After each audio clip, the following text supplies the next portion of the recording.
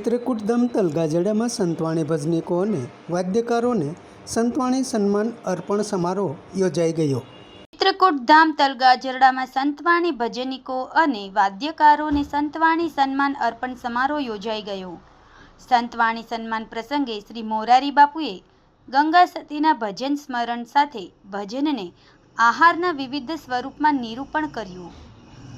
શ્રી મોરારી બાપુ દ્વારા સંતવાણી સર્જક વંદનામાં ભક્ત કવિ શ્રી ધરા ભગત માટે પ્રતિનિધિ શ્રી નારણભાઈ રબારીને સન્માન અર્પણ થયું।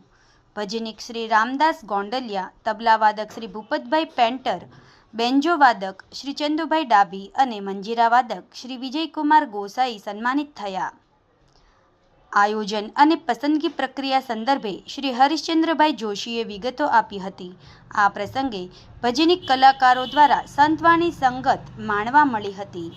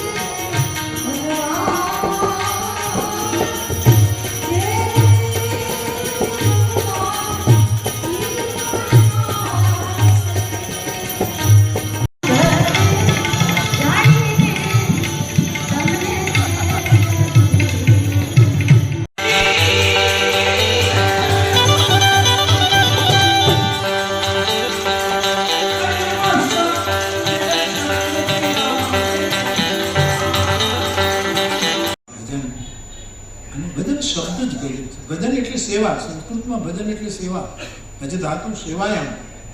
तमे भजन बोलो एटले भजन। आ बधी सेवा छे जे भजन गाय छे, वगाड़े छे।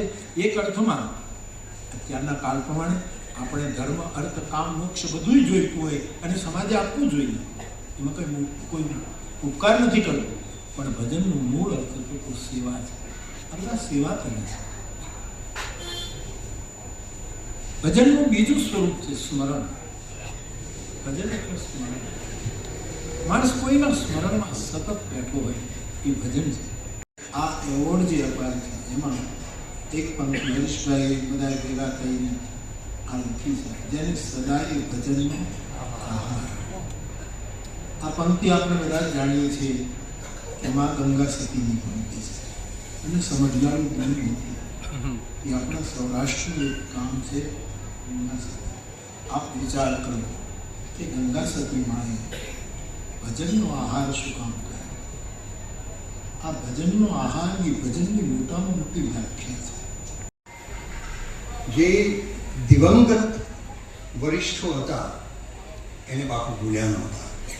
એટલે સૌ પહેલા 40 એવા ગુજરાતી ભજન સાહિત્યના વિરલાઓ જેમ કે पूज्य सेवादास जी महाराज, हेमुभाई गढ़वी,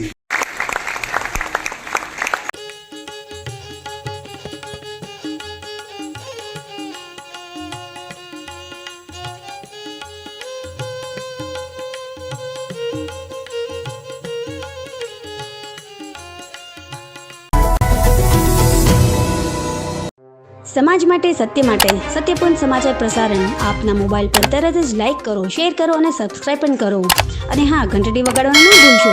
आभार। समाज माटे सत्य साथे सत्य पॉइंट अहवाल समाचार तथा जाहेरात प्रसारित करवा संपर्क साधो। सत्यपुंज समाचार प्रसारण, लब्धी कॉम्प्लेक्स, तालुका पंचायत सामे, सीहोर।